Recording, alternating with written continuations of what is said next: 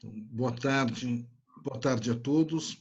Obrigado, doutora Simone, obrigado, Dina, pela presença hoje, para a gente falar um pouco, né, sobre as polêmicas previdenciárias e a gestão do FAT-RAT. Nós achamos interessante trazer a Dina. A Dina, ela atua na Fiesp e ela cuida de um programa, que é o programa de gestão, um programa de gestão do FAP-RAT, que aí nós achamos interessante falar um pouquinho sobre ele, porque agora em setembro já saem os novos índices, né? E aí eu pediria para vocês, eu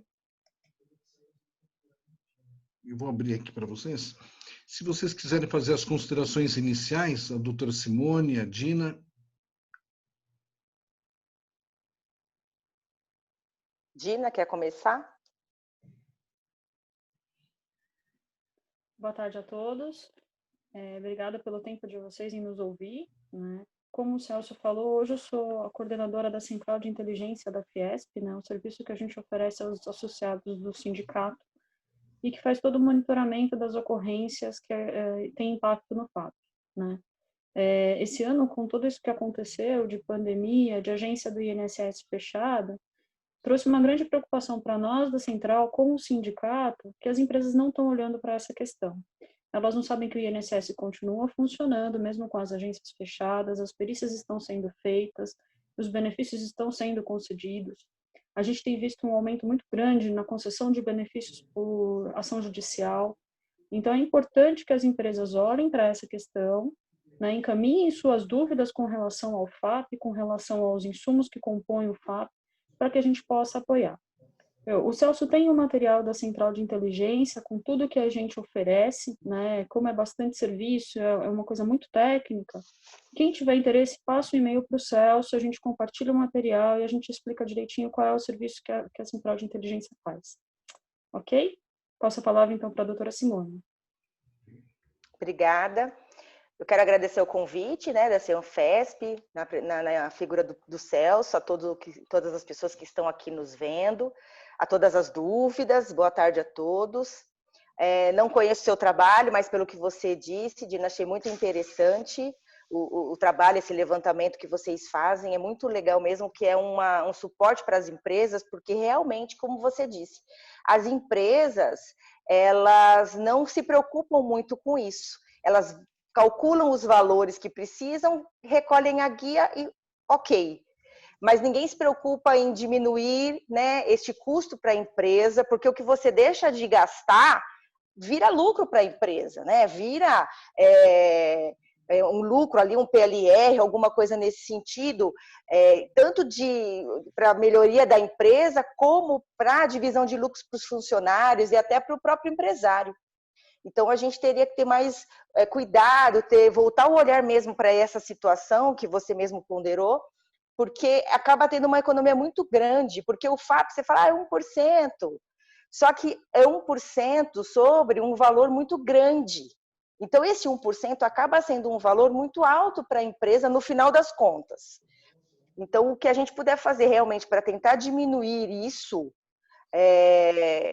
eu acho válido, eu acho que é de grande ajuda para as empresas, sim. O empresário deveria focar mais, prestar mais atenção nesse tipo de situação dentro da própria empresa, para tentar diminuir o custo. Não que ele não vá pagar, mas que ele pague menos. O quanto menos ele pagar para ele, eu acredito, penso ser mais vantajoso. E principalmente, Simone, que é importante a gente deixar claro que o percentual do FAP ele é calculado uma vez por ano, mas ele reflete nas 13 GFIPs do ano seguinte, nas 13 competências da folha de pagamento do ano seguinte. Então, além dele ter uma ocorrência de um acidente do trabalho que teve um custo pequeno, ela já eleva o FAP e isso tem reflexo no ano inteiro, mais o 13º, né? Então, o custo indireto desse acidente é muito grande, né? E além do que, a gente tem visto que, embora algumas ocorrências não deveriam estar constando ali no FAP, ou seja, porque foi de uma ocorrência de outra empresa que o funcionário trabalhou que veio vinculado ao CNPJ por erro, tem as questões de acidente de trajeto, que a Previdência continua vinculando ao FAP, né? Em 2017, a portaria excluiu os acidentes de trajeto, mas na prática, se o INSS, quando faz o cálculo do FAP, ele não verificar a existência de uma CAT que relaciona aquilo a um acidente de trajeto, ele computa lá. Então a empresa está pagando mais indevidamente, porque não olhou o insumo, porque não pegou só a alíquota lá. E um outro ponto muito interessante, não sei se você vivencia isso com os seus clientes, no momento em que ele vai fazer informação na GFIP, ele nem sempre está informando o FAP correto. A gente verifica muitos casos que coloca 1, sendo que a empresa às vezes tem um FAP de meio, muitas vezes a empresa coloca 2, que é o máximo, e também tem um FAP menor, e o contrário também acontece. Muitas vezes a empresa está informando o mínimo ali, porque não sabe onde pegar esse indicador, e está recolhendo muito menos do que deveria, né? O ano passado, em setembro, mais ou menos, na época, um pouquinho antes da divulgação, a gente teve uma série de notificações da Receita Federal por recolhimento errado. Então, além da empresa ter que recolher o correto, ela foi multada porque fez a informação indevida, né? Então, a gente também tem que olhar essa questão de como está sendo informado esse recolhimento, porque ele pode estar sendo informado errado, e a empresa está gerando um crédito perante a Receita Federal ou um débito, né? E que nos assusta bastante quando a gente se depara com essa situação, que a empresa tem total desconhecimento. Exato, é isso mesmo. Concordo com você. E o FAP, a gente também tem que pensar que ele multiplica no RAT. Então, às vezes, esse FAP, ele pode chegar a 6%. Se você pega um FAP de 2 e você tem um RAT de 3%, você vai multiplicar isso no valor da sua contribuição. Então, este FAP, ele pode chegar a 6%. Ele tem uma variação de meio a 2, só que o RAT tem uma variação de 1 a 3. E aí você vai pegar um e multiplicar pelo outro. E aí isso pode chegar a 6% das contribuições que essa empresa já paga, né? Porque é em cima da folha que a empresa já paga para o INSS. Então, acaba tendo um valor, assim, ele pode chegar a um valor altíssimo. Um exemplo, se você tem meio de FAP e você multiplica pelo 1 do RAT, é 1,5. Agora, se você chega lá, né, como eu falei, pega 2 do FAP e multiplica pelo 3, o RAT é 6. A diferença de 1,5 para 6 é muito grande. Então, tem que tomar muito cuidado, por isso que eu bato muito na tecla de nós fazermos um compliance previdenciário nas empresas. Agora, eu sei que é meio modinha, mas geralmente eles fazem muito um compliance trabalhista, não que não seja importante, é também muito importante, mas também ter esse olhar previdenciário, fazermos uma compliance previdenciária, porque nessa compliance previdenciária nós vamos identificar estas situações aqui apontadas, e aí, se caso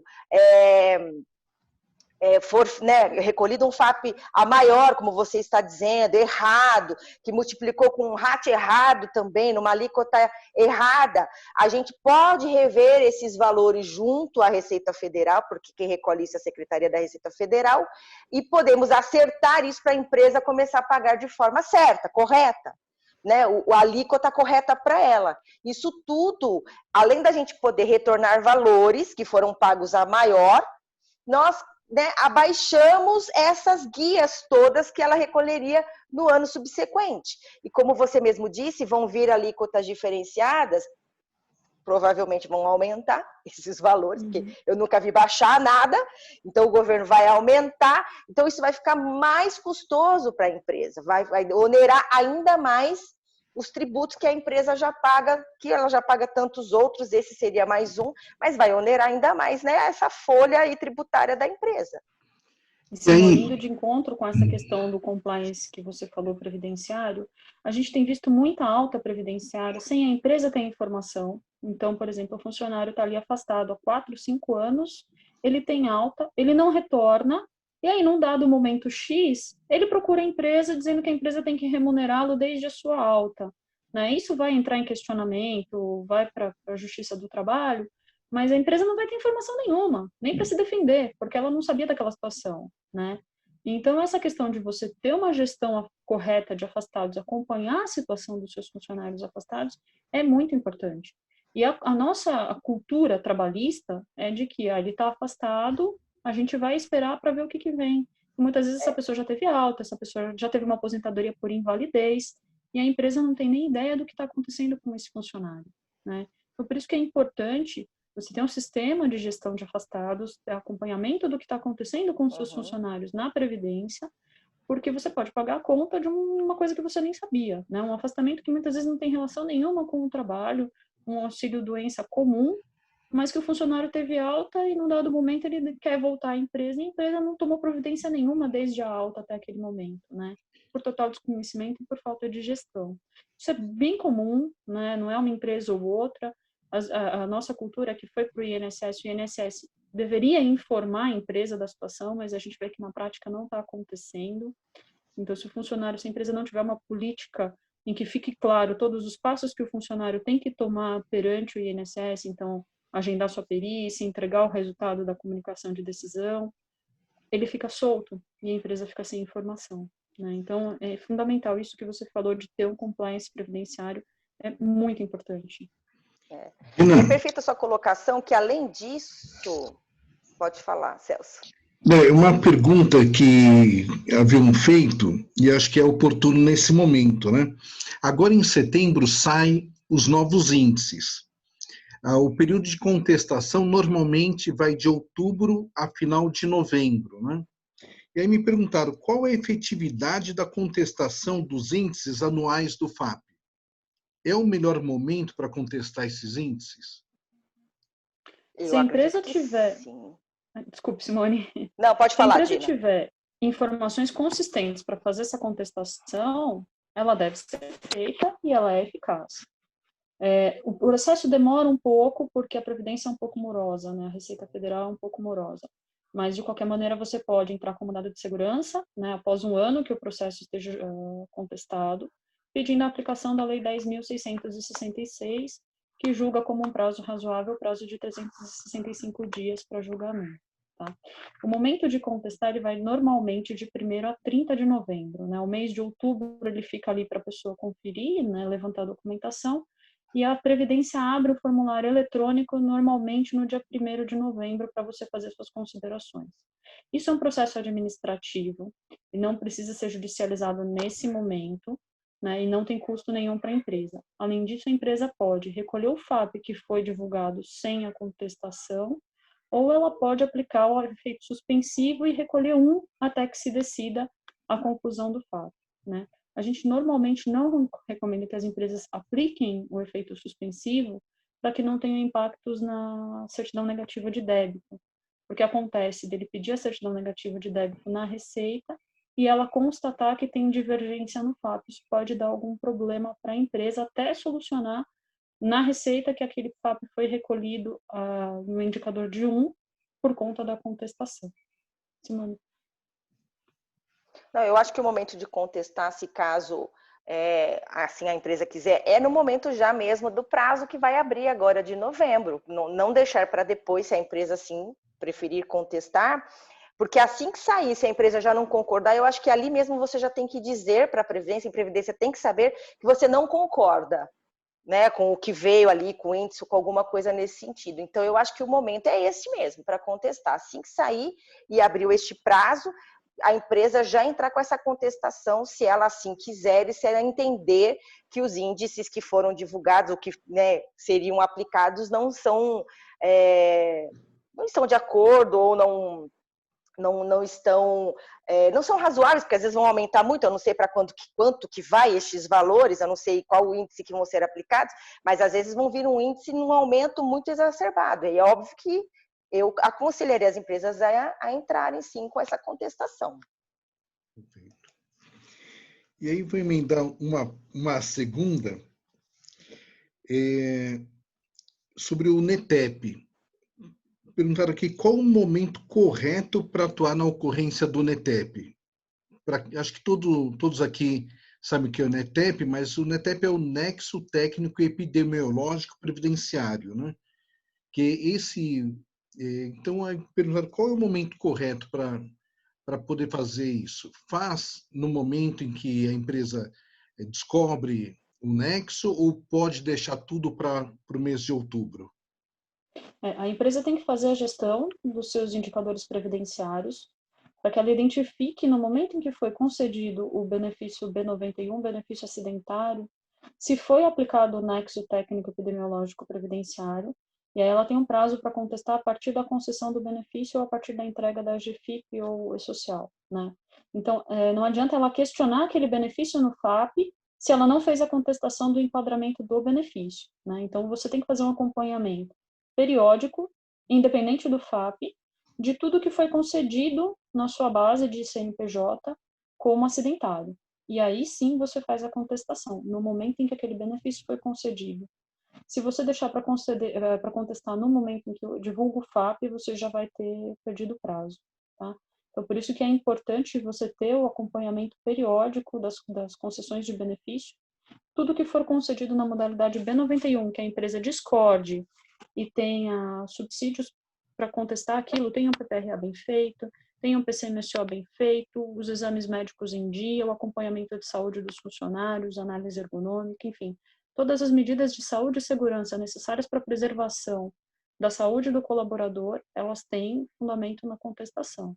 Agora, se a empresa não tem nenhum tipo de gestão de saúde, não faz o acompanhamento da saúde de seus funcionários, não tem programas de prevenção de saúde e segurança, não adianta fazer a contestação do nexo técnico, porque ela não vai ter como provar para a Previdência que ela não teve culpa naquele adoecimento, né?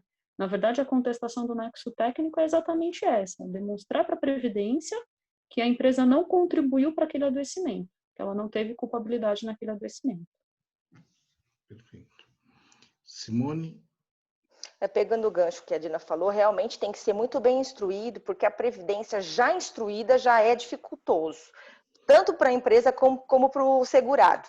Então, tem que ter muito bem instruído mesmo esses documentos todos que ela disse, muito bem instruído, com toda a certificação, com todas as coisas, tem que estar assim redondinho, para que a gente possa realmente fazer essa contestação e ter alguma chance junto à Previdência de conseguir realmente reverter a situação. Ou, se caso não, a gente vai judicializar. Mas a gente, para judicializar, eu tenho que pegar o que está no INSS e levar para o judiciário. Então, eu tenho que instruir realmente desde o primeiro momento, com toda a documentação que a empresa tem. Caso ela não tenha, ela vai ter que providenciar isso. É óbvio que o mais vantajoso assim, para a empresa é ela ter já essa documentação toda correta desde sempre. Porque ela vem trazendo, olha, um ano de 2018 estava aqui, ano de 2019, tal, do ano de 2020. Então, vai trazendo como se fosse uma linha do tempo a documentação, comprovando para o INSS, para a Previdência, que a empresa realmente não tem o risco que eles estão achando que ela tem, não tem esses nexos todos, para que realmente possa ter algum êxito nessa contestação. Então, se caso algum dos empresários que estão nos vendo, nos assistindo, não faz isso, não tem este cuidado, que ele passe a ter toda essa documentação, a segurança do trabalho, esse acompanhamento da saúde dos seus funcionários, para que, se caso ele venha a precisar, ele tenha essa documentação como um respaldo para a gente poder fazer realmente uma contestação e ter êxito junto à Previdência, junto à Justiça, seja qual área for que nós vamos usar esses documentos para contestar qualquer coisa. Lembrando também, Celso, que a Dina tinha falado, né, dos acidentes e tal, que muitas empresas, o funcionário vai para o INSS e, além dele ter o B91, ele tem a conversão desse B91 em B94. Esse B94 é aquele benefício que o funcionário volta para a empresa não pode mandar ele embora, ele tem uma estabilidade até a aposentadoria, né, ou até que ele cometa uma falta grave, que alguma situação onde justifique uma demissão por justa causa, ou que ele peça demissão, alguma coisa nesse sentido. Mas fora isso, ele não teria, a empresa não poderia demitir este funcionário, ele teria essa estabilidade. E aí gera um passivo trabalhista para essa empresa, porque ela tem que manter esse funcionário, geralmente com sequelas, com lesões, ele vai ter que reabilitar este trabalhador, de repente ele não pode exercer a mesma função que ele exercia, então vai ter que reabilitar este funcionário, vai ter que pagar o seu salário, ele tem essa estabilidade e geralmente esse funcionário já ingressou com uma ação trabalhista e já ganha uma pensão da empresa. e essa pensão geralmente é vitalícia, né? Os juízes estão dando até a expectativa de vida do brasileiro pela tabela do IBGE, geralmente 75,8 anos do trabalhador. Mas, assim, é muito tempo para a empresa pagar, né, uma pensão mensal para esse trabalhador, além do salário, além da estabilidade. Então, é óbvio que isso vai aumentar o FAP, que nós estamos discutindo aqui. Então, as empresas têm que tomar todo este cuidado que está sendo falado aqui. A Dina muito bem trouxe isso. Vejam esse manual que ela disse, leiam isso, orientem o RH de vocês, os técnicos de segurança do trabalho das empresas de vocês, o engenheiro do trabalho, eu não sei o que cada um tem aí na empresa, mas nem que precisa fazer reuniões, aplicar cursos para esses profissionais.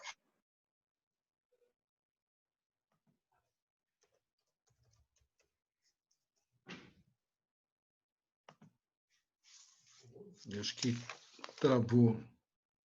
Enquanto a Simone não volta, Celso, eu só quero fazer uma observação importante. O benefício concedido na modalidade de acidente por aplicação do nexo técnico, ele é equiparado a um acidente de trabalho normal, aquele que acontece na empresa e que tem a caixa aberta. Então, ele pode gerar uma indenização trabalhista, ele pode ter todos os desdobramentos. Então, é importante, né, deixar bem claro isso, porque muitas vezes a empresa fala, eu desconhecia e não, enfim, não tratei esse tema, mas ele tem toda a equiparação de um acidente de trabalho, inclusive a estabilidade, inclusive o recolhimento de fundo de garantia pelo período de 12 de afastamento, né? Então, além de você ter o peso desse benefício no FAP, é um benefício de acidente. E eu já vi advogados entrarem com ação trabalhista contra a empresa e ainda falar assim, olha, a empresa nem contestou. Porque quando a empresa contesta, o segurado recebe a informação de que a empresa está contestando para que ele apresente suas contrarrazões. Então, o advogado falou assim, a empresa é tão culpada que a empresa não contestou. Ela assumiu que ela tinha culpabilidade nesse acidente. Então, só antes mais de continuar, agradecer a presença da doutora Marina, chegou, já resolveu a questão lá na audiência, e informar que acredito que a doutora Simone, a conexão dela caiu. Voltei. Voltou. Então, tá. Caiu mesmo, mas eu voltei. Boa tarde a todos, é um prazer estar aqui com vocês novamente, e eu vou ficar aqui ouvindo, viu, para eu não ser repetitiva nem nada, e o que precisar eu complemento aí das meninas para a gente continuar. Tá ótimo. Você quer complementar, Simone, o que você estava comentando? Então, é isso mesmo. Então, por isso da importância que a gente estava dizendo, Celso, que eu vi que a Dina complementou porque eu caí, minha conexão está ruim, como eu disse. A importância da documentação mesmo em ordem, porque numa situação dessa que a gente estava dizendo, a gente consegue fazer a contestação, inclusive, como ela estava dizendo, o trabalhador entrou com processo trabalhista e a empresa nem apresentou contestação. Ou, às vezes, a empresa até apresenta uma contestação, mas ela não tem provas. O empregado diz, mas eu me acidentei, é que a empresa não tem, não entregou meu EPI, um exemplo. Porque a empresa não tem o piso emborrachado para que não se escorregue no local de trabalho. E a empresa não tem nenhuma prova para rebater o que o trabalhador está afirmando naquela ação, né, na petição inicial. Então, essa documentação, a empresa tendo toda essa documentação, é trabalhoso? Eu sei que é muito trabalhoso você ir atrás de toda essa documentação que nós estamos falando. Mas essas situações, você, né, tendo essa defesa, apresentando a sua contestação, com toda a documentação, provando ao contrário do que este funcionário está alegando nessa ação trabalhista, é óbvio que para a empresa, as chances dela de ganhar o processo aumentam. E, como a gente estava dizendo do B94, a empresa entra com o processo, o funcionário, entra com o processo contra a empresa, além da empresa ter o funcionário com a estabilidade, como todas aquelas coisas que eu já disse, a pensão, ele ainda pede um dano moral, ele ainda pede o dano material, e se o acidente que ele sofreu causou alguma lesão estética, ele ainda vai pedir um dano estético. Então, a empresa, às vezes, tem condenações altíssimas. E, além de pagar esse valor altíssimo para o funcionário, ainda tem que manter ele na estabilidade, pagando o salário dele, reabilitando ele numa função compatível com as lesões que ele teve. Então, tudo isso o quanto a empresa puder evitar, eu acho que é super, super, super vantajoso para a empresa. Não só em termos financeiros, também, porque o financeiro fica muito prejudicado. A gente vê condenações bem pesadas, tá? Que os juízes aplicam, fora a pensão, como eu disse, e assim, esse passivo do FAT, do RAT, do SAT, todas essas outras tributações que a empresa sofre por conta dessas situações, né, dos funcionários, das empresas, dos laudos, porque aí nos processos vão haver laudos periciais. Então, é um perito judicial comprovando que a empresa realmente tem risco, não tem o chão emborrachado, por exemplo, não tem a barra de proteção. Então, para a empresa, isso é muito prejudicial, porque aí qualquer outro pode vir naquela ação, pegar aquela prova e usar contra a empresa em outra situação. Então, eu acho que fica muito complicado para a empresa esse tipo de situação. Então, o que a gente puder evitar e o que a gente puder comprovar a favor da empresa, documentalmente, eu acho que para a empresa é super vantagem. E outro ponto também, Celso, com a reforma trabalhista, normalmente os advogados têm se especializado um pouquinho mais nessas questões ocupacionais, porque deixou de ser aquele copy-cola que a gente tinha antigamente, hora extra, tal. Então, eles estão se especializando e estão vendo que esse é um calcanhar muito forte nas empresas, a falta de documentação de saúde e segurança. Então, a conta daqui para frente, a tendência é aumentar muito, porque eles estão olhando para essas questões de adoecimento, essas questões de entrega de EPI, enfim, e a tendência é aumentar bastante. Pelo que a gente tem visto nos nossos clientes, eles estão se especializando muito nessa questão de saúde e segurança. Agora tem uma questão aqui, que é uma questão que eu coloquei para a doutora Ivani na semana passada e para a doutora Luciana. E a doutora Ivani respondeu e pediu que jogasse para a semana seguinte, que teria também um impacto previdenciário. E vai ao encontro do que nós estamos falando aqui, que é a questão do nexo causal. Não o NETEP, mas o nexo causal. Foi publicado agora em julho a Lei 14.023. Ela alterou a Lei 13.979, que ele fala das profissões, entre outras coisas, ele traz as profissões essenciais ao controle de doenças e à manutenção da ordem pública, para a nossa situação aqui da Covid. Dentro dessa lei, ela trouxe uma relação de profissões que estão relacionadas diretamente ao controle da doença. Isso tanto na questão pública quanto na área privada. Ela não é específica para a área pública, né? Ela envolve também a área privada. E aí eu relacionei com a portaria interministerial número 20. A portaria interministerial número 20, ela determina uma série de ações que a empresa deve adotar para fazer o controle, manutenção ele fala em controle, manutenção e mais uma outra. Oi? É a prevenção, né? A prevenção da Covid. E aí a dúvida ficou a seguinte: se eu não adotar, se eu não tiver como comprovar que eu fiz o protocolo de contingência, que eu fui rigoroso na questão do controle, será que eu não corro risco daquelas pessoas que estão adotando as ações por conta do plano, a minha portaria, o médico do trabalho, o enfermeiro do trabalho, o técnico do trabalho, o rapaz do RH que fica lá na frente, né? Medindo a temperatura dos funcionários, aquele que tem temperatura alta, manda para o hospital. Se esses empregados adquirirem a doença a Covid, será que não corro risco de ter ela relacionada com mais facilidade à doença profissional? Ficou longo, né? Mas deu para entender? Porque me dá a impressão que essas duas, essa lei, a 1423, a 979, com a portaria interministerial, gerou um risco para as empresas. A doutora Luciana até comentou que é uma discussão que eles estão tendo, que a Fiesp está tendo com o governo federal, porque ela foi redigida sem consultar a Secretaria Especial do Trabalho, a Saúde fez a revelia, não a revelia, né, mas não houve uma consulta, e isso traz esse risco para as empresas. Vocês acham que há realmente o risco ou é viagem minha? Celso, levando em consideração o comportamento do INSS nas perícias, tudo é possível. A gente vê uns absurdos assim, tuberculose sendo considerada como ocupacional, conjuntivite sendo considerada como ocupacional, né? Então, eu não duvido. Independente da legislação, o que manda muitas vezes é a cabeça do perito, e a gente não sabe o que vem de lá.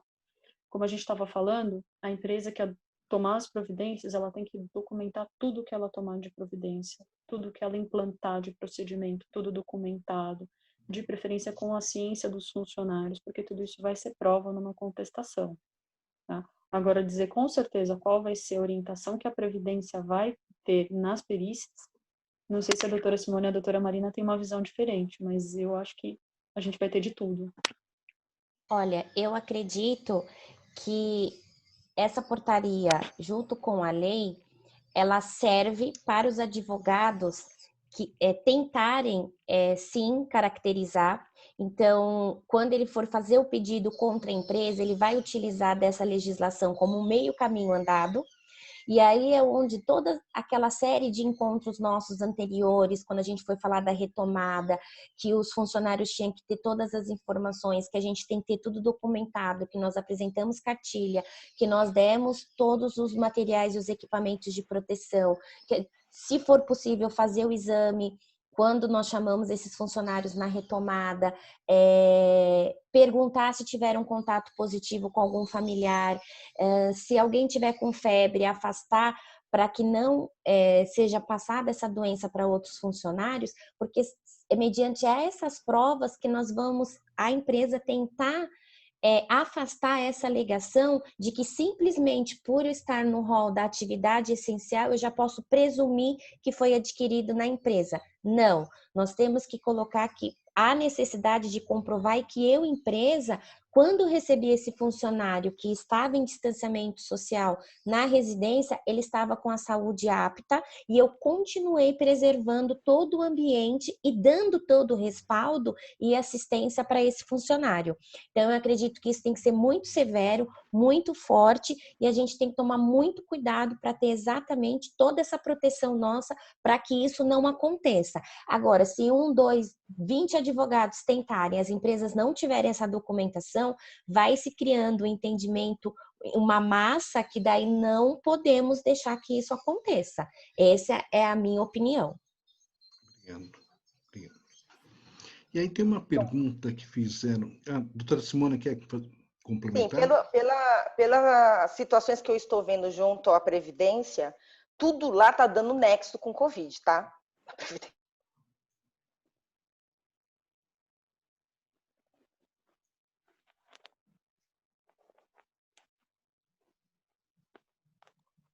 Acho que ela travou de novo. Travou de novo.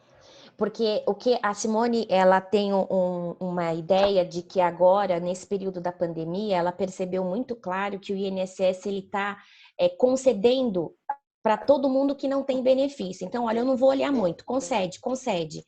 Vamos depois ver como que vai ficar. Então, isso... Aí ela voltou. Simone? Voltei. Tá me vendo? Tá me ouvindo? Sim, perfeito.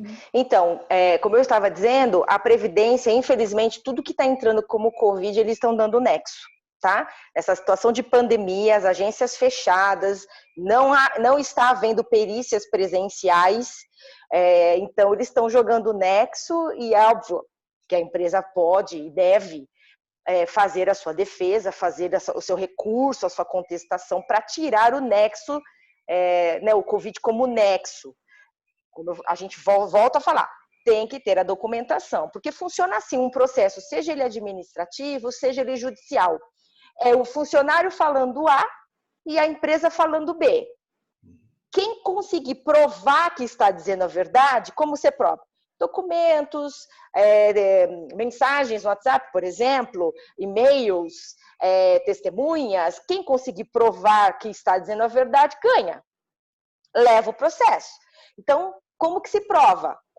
Provas documentais, testemunhais, mensagens do WhatsApp, mensagens de e-mail, esse tipo de situação. Essas documentações todas que a Dina já disse, quem conseguir convencer o juiz ou o servidor do INSS que está com a razão, vence. Perfeito. Então, é assim que funciona. Perfeito. E aí, aqui o Lima, ele fez uma pergunta, e eu vou emendar numa segunda que foi feito aqui. Ele pergunta como é que é feito o cálculo do FAP, se ainda é por grupo econômico. E uma segunda pergunta é na questão da empresa, se é considerado o CNPJ completo ou a raiz do CNPJ? Como é que é feito o cálculo? Se é por grupo econômico e depois isso recai na empresa pelo CNPJ raiz ou CNPJ completo? O cálculo do RAT, né, que é o Risco Ambiental do Trabalho, ele é calculado com base na atividade econômica declarada no CNAE, né, no cartão do CNPJ, o CNAE do cartão do CNPJ, e o FAP ele é calculado individualmente por estabelecimento. Então, cada estabelecimento daquele CNPJ vai ter um FAP diferente. E todo ano tem que ser considerado todos os FAPs daqueles estabelecimentos. Agora, Dina, quando eles calculam o FAP, eles agrupam as doenças de acordo com a atividade econômica, não é isso? Eles calculam com base nos benefícios acidentários que foram concedidos nos 2 anos anteriores à divulgação. Então, agora, em setembro de 2020, a gente vai ter o FAP divulgado para vigência em 2021, com as ocorrências de 2018 e 2019. Lembrando que os acidentes de trabalho que não foram para o INSS, que não geraram sinistro na Previdência, eles não são considerados no cálculo. Tá? É importante que a doutora Simone falou com relação ao B94, ele é um benefício de caráter vitalício, ele tem um peso absurdo no FAP, porque é projetada a expectativa de vida. Então, muitas vezes a empresa, é um benefício que a empresa muitas vezes não fica sabendo, porque a Previdência não comunica, e ela só fica sabendo na hora da divulgação do FAP. Ela nem conhece aquele tipo de benefício, porque é um benefício em caráter indenizatório, pela redução da capacidade laboral. A gente tem visto na prática que esse benefício chega a jogar o FAP para 1,5. Um FAP de meio, ele chega a quase 2, por exemplo, pela existência de um único benefício que a empresa não tem conhecimento. Né? Então, ele agrupa as ocorrências de 2018 e 2019. Se você não tiver uma gestão, como é que você vai saber um benefício que aconteceu lá em 2018, se você contestou, se não contestou? Né? Muitas vezes, em 2 anos, dependendo da empresa, a gente sabe que o turnover engole quem fez na época e essa informação se perde. Tá? Agora, uma outra pergunta que colocaram aqui. Legalmente, estamos amparados para entrar com mandado de segurança quando não há resposta do INSS? Pois não podemos ser penalizados por uma ineficiência deles, correto? E aí a Renata complementa. Quais as opiniões de vocês sobre essa prática e quando utilizar essa medida? No caso, mandado de segurança, né?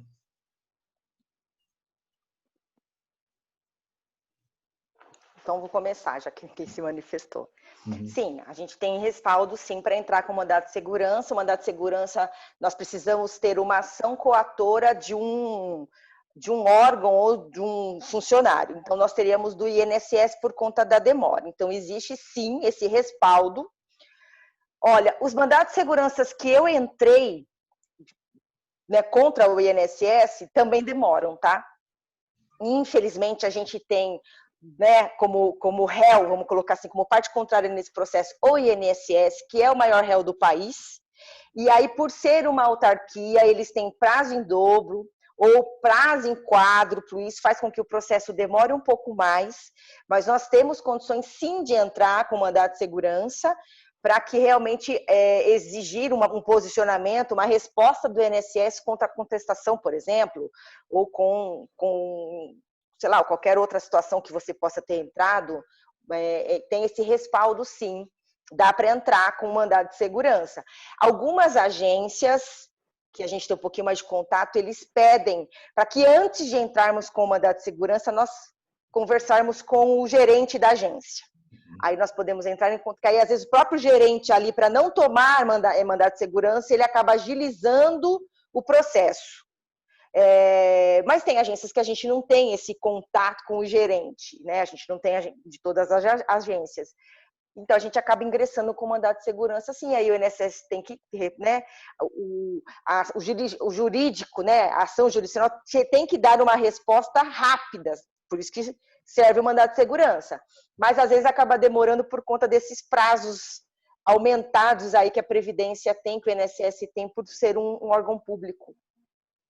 A minha opinião é também para ser utilizado, sim, porque serve, inclusive, como fato modificativo, extintivo, impeditivo de quando esse trabalhador for requerer na ação trabalhista sobre o argumento de que a empresa ficou inerte. Então, a gente demonstra que desde o período do processo administrativo, a empresa ela estava presente, contestou e acompanhou todo o procedimento. Perfeito. E a Dina estava comentando, né, sobre o cálculo do FAP, né?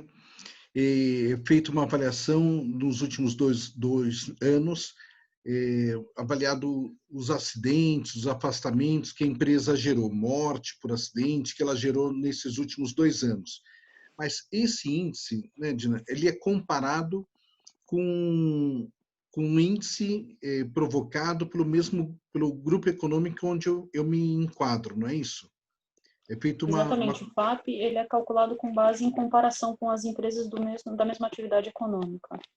Então, além de você acidentar pouco, você tem que torcer para a sua concorrência acidentar muito. Porque se você acidentar pouco, mas ela acidentar menos que você, seu FAP pode ser mais alto. Né? Então, é uma corrida sua contra você. Né? Tem que baixar cada vez mais o número de ocorrências que geram afastamento no INSS. Tá? Eu não conheço a acidentalidade das empresas ligadas ao Sinfesp, mas a gente vê que ainda tem uma acidentalidade muito alta no nosso país, né? Tanto é que praticamente todas as empresas do setor produtivo estão no CNAE, no RAT 3%, né? Que é o maior, o mais alto que a gente tem. Eu fiz questão de colocar essa questão da atividade econômica, né? Porque a gente percebe muitas empresas ainda com o CNAE errado. Então, ela tem no objeto do contrato social uma atividade e desenvolve outra. A gente sabe que isso ocorre muitas vezes pela história da empresa. Ela foi constituída por um fim, viu oportunidade numa outra área, começa a desenvolver uma outra área e, dali a pouquinho, ela está industrializando, né? Ela está num setor diferente e esquece lá do contrato social. E aí a preocupação que a gente tem é realmente a empresa estar enquadrada num CNAE onde as doenças profissionais relacionadas à atividade industrial não esteja lá prevista. Então, eu estou lá ainda como comércio, como importador, e estou tendo problema de doença de articulação, né, que é típica da área industrial, por esforço repetitivo. Isso, além do FAP elevado, eu não posso ter futuramente um problema de ação regressiva? A ação regressiva, ela existe a partir do momento que for comprovado que a empresa negligenciou as questões de saúde e segurança e o funcionário sinistrou a previdência, né? O que é importante, Celso, é a empresa ter certeza de que os funcionários que ela está informando estão com o CBO correto e o CNAE ele é determinado pelo número de CBOs predominante, né? Então, ele tem que olhar no cartão do CNPJ dele qual é o CNAE que está lá. Isso também já veio errado também no FAP. Já aconteceu da empresa estar com o CNAE correto no cartão do CNPJ, direitinho com o CBO predominante na sua folha, e a Previdência jogar o FAP para um CNAE diferente e onerando a empresa porque era um CNAE com maior acidentalidade. Né? Isso também é importante de se olhar e, principalmente, que a empresa verifique se o número de funcionários cadastrados no CBO é predominante de acordo com o que está informado no cartão do CNPJ. Tá? Uma coisa que a gente tem visto muito as empresas fazerem é reenquadrar os funcionários naquelas plantas com menos acidente. Então, por exemplo, ela tem 2 CNPJs, um matriz e um produção. Então, no matriz, ela tem a maior parte dos funcionários e ela está com um FAP ali, por exemplo, de 2. Ela joga os funcionários numa manobra para pagar menos FAP na outra folha. Né? Então, a gente tem visto algumas empresas fazerem isso e eu, sinceramente, não recomendo se não tiver uma justificativa correta para se fazer a transferência desses funcionários. Se ele é um funcionário de produção, ele tem que estar no CNPJ de produção. Se ele é um funcionário administrativo matriz, ele tem que estar no CNPJ administrativo matriz. Tá? E algumas empresas têm feito isso, elas jogam o funcionário de um CNPJ para outro, de acordo com o FAP maior ou menor. Obrigado. Agora, tem uma demanda aqui que foi passada na semana passada pela doutora Ivani. Isso aqui foi com encomenda para a doutora Simone. São 2 questões relacionadas a salário maternidade, a licença maternidade, né? Uma é a questão da empregada que trabalha em atividade ou insalubre, ou trabalha na indústria mesmo, e está grávida, ou está amamentando, né? Está na fase lactante. Ela comentou que há uma possibilidade, ela vê uma possibilidade de afastamento dessa empregada com base no 394 e o 394A da CLT. Você poderia comentar um pouco, Simone, sobre essa possibilidade e se isso consideraria licença maternidade?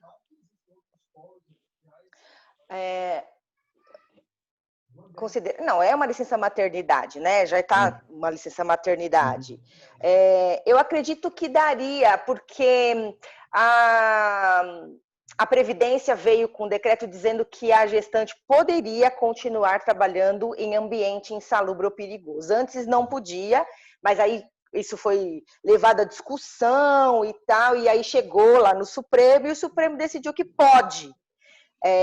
Que nós achamos um absurdo, porque por conta da proteção à criança, depende do lugar que essa gestante trabalha, às vezes com produtos químicos, às vezes numa situação, por exemplo, num lugar muito quente, uma fundição ou alguma coisa nesse sentido, eu acredito que não faria bem nem para ela nem para a criança. Mas foi decidido que a gestante poderia continuar trabalhando neste tipo de ambiente, tá?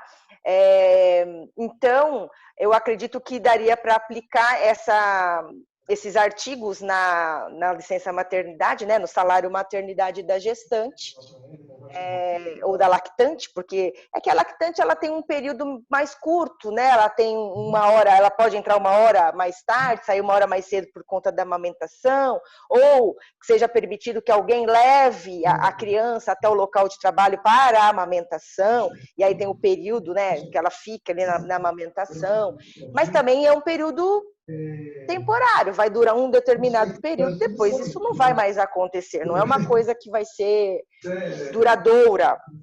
A própria licença maternidade, que seja 4 meses, mas as férias, 5 meses, ou as empresas que dão esses 6 meses, que ainda é facultativo, que entrem. Então, é um período temporário também, né? A licença maternidade não é uma coisa como a gente está dizendo dos auxílios, auxílio-doença, previdenciário, tal, que vai ficar ali um período afastado ou gerar uma estabilidade. Então, eu acredito que daria, sim, para aplicar esse artigo ali na licença maternidade. Obrigado. E aí a empresa poderia se utilizar, vamos supor que ela está no 2º, no 3º, 4º mês. A empresa, para evitar que ela sofra com uma possibilidade de uma contaminação da Covid, ela poderia já afastá-la ou ela precisaria de um pedido médico para afastamento dela?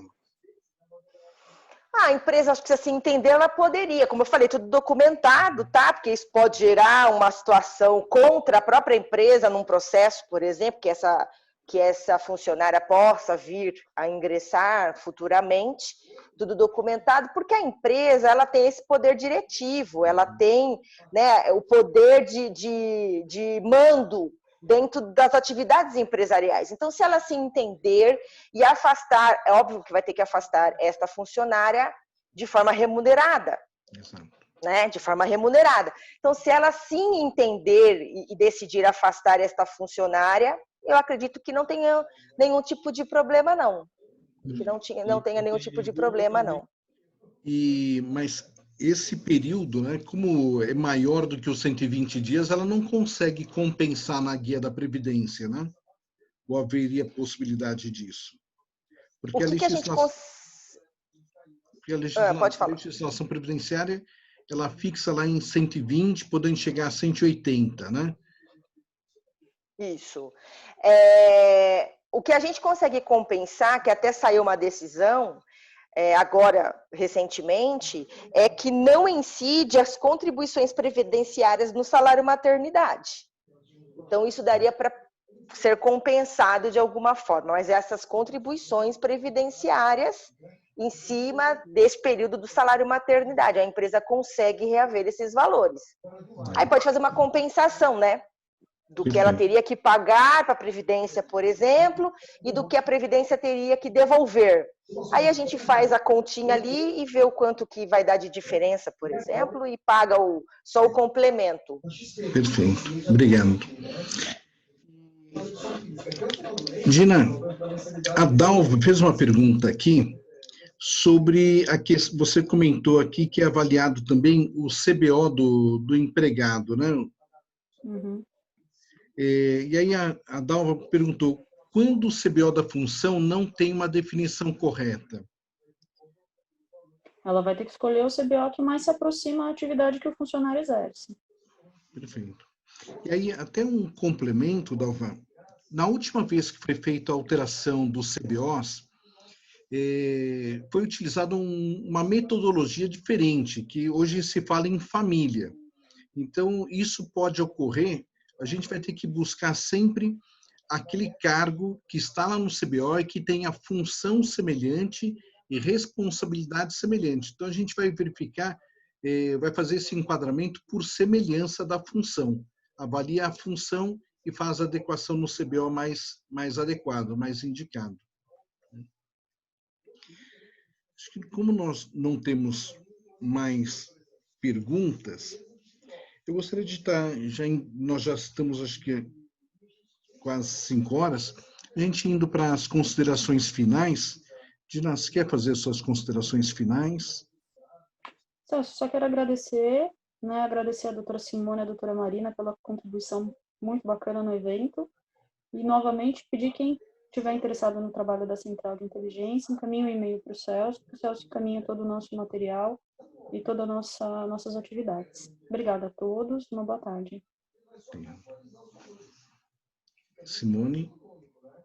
Eu quero agradecer também, Celso, ao seu convite, o convite do sindicato, também cumprimentar a Dina, que foi muito esclarecedor, todo o conteúdo que ela trouxe hoje aqui para esse evento, foi muito bom.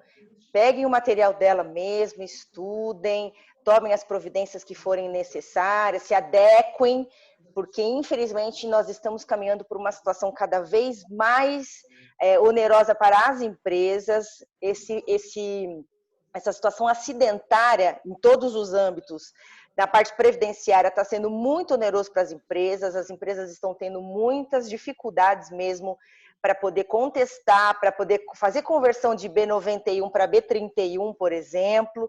Então, tem que se resguardar mesmo com toda a documentação que vocês conseguirem, com todos os profissionais que vocês conseguirem, que ajudem vocês nessa situação, porque a empresa não consegue fazer os documentos, né, de forma unilateral, para que realmente vocês tenham um respaldo para a NTEP, para a FAP, para a RAT, para o SAT, para o que for que vocês precisarem, para diminuir o índice acidentário que vocês já tenham, mas né, que vocês passem a ter cada vez menos. Isso é saúde do trabalhador e também da empresa, saúde da empresa. Como uma empresa, como a própria Dina disse, para aumentar o FAP, às vezes um funcionário que entrou com um processo acidentário, o FAP dobra. E aí ele vai multiplicar com o RAT, então isso vai ter um prejuízo muito considerável na empresa em termos financeiros. Então, para vocês tomarem atenção a isso, voltarem os olhos mesmo para esse compliance previdenciário que a gente tanto fala, para resguardo da empresa mesmo. Isso vai ser... eu sei que vocês vão ter um custo nesse sentido, mas o retorno que vocês vão ter, economia, vale a pena. Vai valer muito a pena para as empresas. Então, eu quero agradecer e me coloco à disposição também para eventuais dúvidas, eventuais esclarecimentos. Celso tem meu contato. Obrigada, Celso. Obrigado, Simone. Marina? Eu quero, então, pedir desculpas a todos pelo meu atraso, mas consegui, graças a Deus, participar mais da metade do evento. Peguei essas informações com a doutora Simone e a Dina, muito esclarecedora. Quero agradecer também a atenção e o convite. E também deixar uma mensagem positiva no sentido de que na esfera trabalhista, desde 2017, nós podemos já aplicar alguns direitos materiais dentro da nossa empresa para que a gente diminua esse passivo. Agora nós temos um caminho, temos possibilidades fazendo de uma forma adequada juridicamente, então já ficou um pouco mais leve essa questão trabalhista. E aí, pegar agora um pouco dessa nossa atenção para a questão previdenciária, que muitas vezes era feito de forma automática, sem a gente olhar o CPF mesmo de cada trabalhador, para que a gente não aumente esse passivo como era antigamente os trabalhistas, para que a gente consiga fazer um acompanhamento desde a esfera administrativa, para que até talvez nem chegue na esfera judicial, porque nós já vamos estar muito bem documentado. Então, essa parte preventiva hoje, junto com o departamento pessoal, junto com o jurídico, ele precisa, e a gente tem caminhos para que isso seja feito da melhor forma, para que a empresa tenha uma vida saudável e não esses problemas caiam de forma surpresa no colo das empresas. Então, eu agradeço, fico à disposição e uma ótima semana a todos. Obrigado. Então, primeiro passar um recado que eu vi aqui no chat, né, várias pessoas pedindo o material que a Dina comentou. Esse material será enviado a todos, então hoje, no final do dia, eu encaminharei a todos.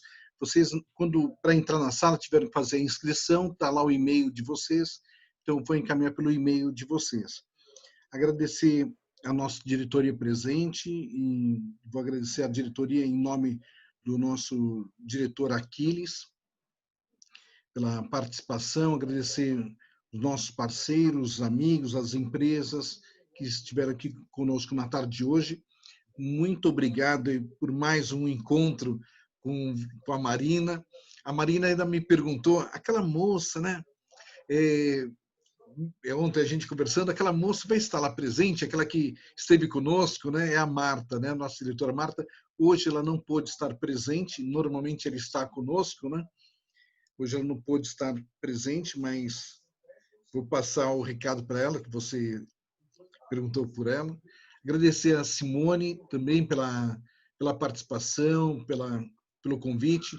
A Dina, mais uma vez, obrigado pela tarde de hoje. Eu acho que foi bastante produtiva. E olha, antes de terminar, tem uma pessoa que levantou a mão aqui. Deixa eu só ver que eu não consegui identificar quem é. Deixa eu só... De repente é uma pergunta, a gente...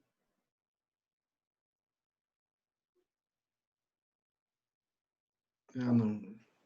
Acho que era a Sônia.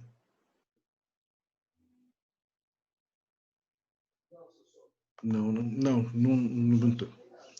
Então, muito obrigado a todos aí pela tarde de hoje. Obrigado vocês pela ajuda, pela colaboração. O CENFESP está à disposição das empresas. Qualquer dúvida que vocês tiverem, encaminhem para nós. O que nós não pudermos resolver, ajudar, nós temos os nossos amigos, as nossas amigas, a doutora Marina, a doutora Simone, que vão nos ajudar nas respostas. Ok? Muito obrigado, uma ótima tarde a todos. Obrigada, até logo. Obrigada, Tchau, boa Tchau, tarde. obrigada. Boa tarde.